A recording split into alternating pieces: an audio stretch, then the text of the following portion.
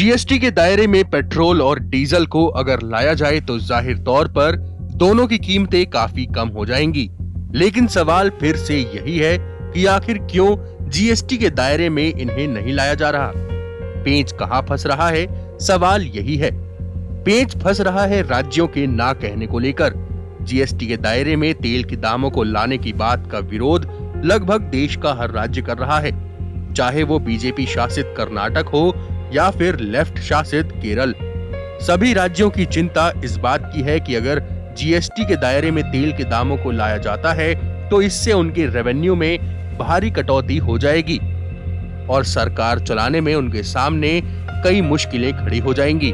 दरअसल यहाँ आपको हम एक बात बता देते हैं कि जीएसटी के सिस्टम में अगर कोई भी बदलाव लाना हो तो पैनल के 3/4 सदस्यों की मंजूरी जरूरी होती है और इस पैनल में हर राज्य और केंद्र शासित राज्य के प्रतिनिधि हैं, जो पहले ही तेल के दामों को जीएसटी के दायरे में लाने के लिए मना कर चुके हैं।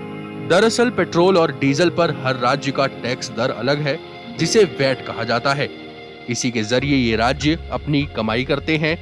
दिल्ली में ये पेट्रोल पर 30% और डीजल पर 16.75% है। यही मध्य प्रदेश में पेट्रोल पर 33% है और 4.5 रुपए प्रति लीटर का अतिरिक्त वैट और 1% सेस के रूप में भी वहां वसूला जाता है। यहाँ आपको बता दें कि राज्य सरकारों को पेट्रोल और डीजल की बिक्री से मोटा रेवेन्यू मिलता है। ऐसे में तेल को जीएसटी के दायरे में लाने की बात विवाद पैदा करती है। अब हम जिक्र करेंगे कि राज्यों को तेल की बिक्री से कितनी कमाई होती है। रिजर्व बैंक ऑफ इंडिया की तरफ से जारी किए गए आंकड़ों के मुताबिक बीते 3 वित्त वर्षों में सभी राज्यों की कुल बिक्री कर और वैट कलेक्शन में पेट्रोलियम प्रोडक्ट से हासिल रेवेन्यू का हिस्सा 2018-19 में 70%, 2019-20 में 64.5% और 2020-21 में 59% रहा। वित्त वर्ष 2020-21 में राज्यों का कुल सेल टैक्स कलेक्शन 3,42,236 करोड़ रुपए रहा। इसमें से पेट्रोलियम उत्पादों की हिस्सेदारी 2,02,937 करोड़ यानी 59.3% रही।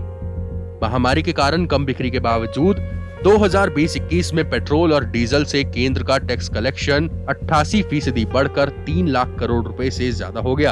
अब जीएसटी की वजह से 28% का जो टैक्स का पैसा केंद्र और राज्यों के बीच समान अनुपात में बांटा जाएगा।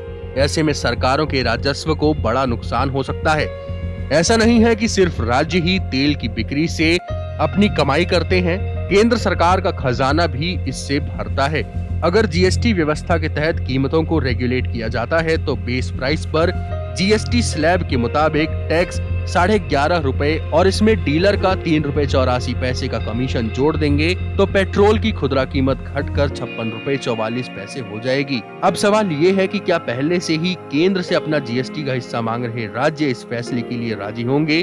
फिलहाल ऐसा लग तो नहीं रहा, लेकिन काउंसिल की बैठक में पहली बार इस मुद्दे पर चर्चा होना सकारात्मक संकेत जरूर है।